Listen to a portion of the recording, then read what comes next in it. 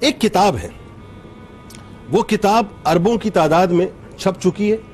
اور شاید اربوں کی تعداد میں چھپے گی، ٹھیک ہے؟ اس کا ٹائٹل ایک ہے، لیکن بات یہ ہے کہ اس کی جو رائٹرز ہیں وہ اربوں کی تعداد میں تھے اور اربوں کی تعداد میں ہوں گے، یعنی جتنی تعداد میں وہ کتابیں شائع ہوں گی اتنی ہی تعداد میں اس کے رائٹرز ہوں گے۔ صحیح ہے۔ اور ہر رائٹر اس کا انڈیویجول ہے، یہ بھی کمال بات۔ اس کا ٹائٹل کیا ہے؟ اس کا ٹائٹل ہے نامہ اعمال، اور ہر شخص اپنا رائٹر خود ہے۔ اللہ تعالیٰ نے آپ کے ساتھ دو فرشتوں کو متعین کر دیا ہے، ایک آپ کے دائیں کاندھے پہ، ایک آپ کے بائیں کاندھے پہ۔ آپ نیکی کرتے ہیں، نیکی کا فرشتہ اس کو لکھنا شروع کرتا ہے، آپ بدی کرتے ہیں، بدی کا فرشتہ اس کو لکھنا شروع کرتا ہے، یعنی آپ کے گناہ لکھنے کے لیے ایک فرشتہ ہے اور آپ کی نیکیاں لکھنے کے لیے ایک فرشتہ ہے۔ انسان فہیم بھائی اکیلا آیا ہے اس دنیا میں، جب اس دنیا سے جاتا ہے تو اکیلا جاتا ہے، جب قبر سے اٹھایا جائے گا تو اکیلا اٹھایا جائے گا، جب محشر کے روز پیش کیا جائے گا تو اکیلا پیش کیا جائے گا، کوئی رشتہ اس وقت نہیں ہوگا، اور جب حساب کتاب کا وقت آئے گا تو حساب کتاب بھی اس کو اکیلے دینا ہے۔ میں آج ان تمام لوگوں سے جو کہ اپنی اپنی برادری کو، اپنے اپنے فرقوں کو، اپنے اپنے مسالک کو ڈیفینڈ کرتے ہیں، یعنی وکلا برادری ایک طرف لگی ہوئی ہے، افسوس ہوتا ہے دیکھ کر، ڈاکٹرز کی برادری ایک طرف لگی ہوئی ہے، اساتذہ کی برادری ایک طرف لگی ہے، ہم برادریوں میں تقسیم ہو گئے، ہم شعبوں میں تقسیم ہو گئے، ہم عالم یہ ہو گیا ہے کہ اندھے بہرے گونگے پیروکار ہو گئے ہیں اپنے سیاستدانوں کے، اپنے لیڈرز کے، کہ ان کے سیاہ سفید ہمیں معلوم ہوتا ہے لیکن ہم ڈیفینڈ ایسے کر رہے ہوتے ہیں معاذ اللہ ثم معاذ اللہ، جیسے کوئی قرآن و حدیث یا کوئی صحیفے کی بات ہے کہ اگر ہم ڈیفینڈ نہیں کریں گے تو بروز محشر ہمیں راندِ درگاہ کر دیا جائے گا۔ میں صرف ایک جملہ کہنا چاہتا ہوں تمام ان لوگوں سے جو کہ اندھی تقلید کرتے ہیں اپنے لیڈرز کی، اپنے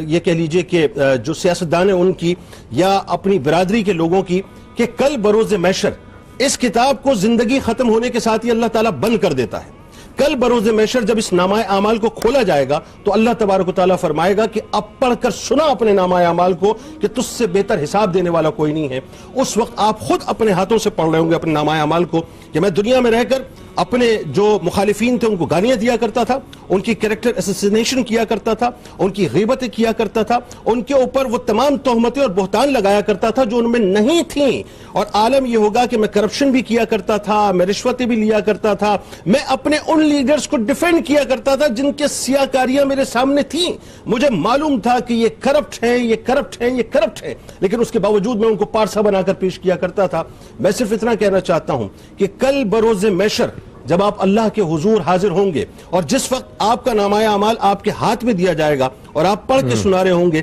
تو کس منہ سے آپ پڑھ کے سنائیں گے کہ میں نے اپنی برادری کو اس لیے ڈیفینڈ کیا تھا، میں نے اپنے لیڈرز کو اس لیے ڈیفینڈ کیا تھا، میں نے سیاہ سفید اس لیے کیا تھا، میں نے رشوتیں اس لیے لی تھی، میں نے کرپشن اس لیے کیا تھا۔ لہٰذا یہ جو کتاب ہے نا، اس کتاب کو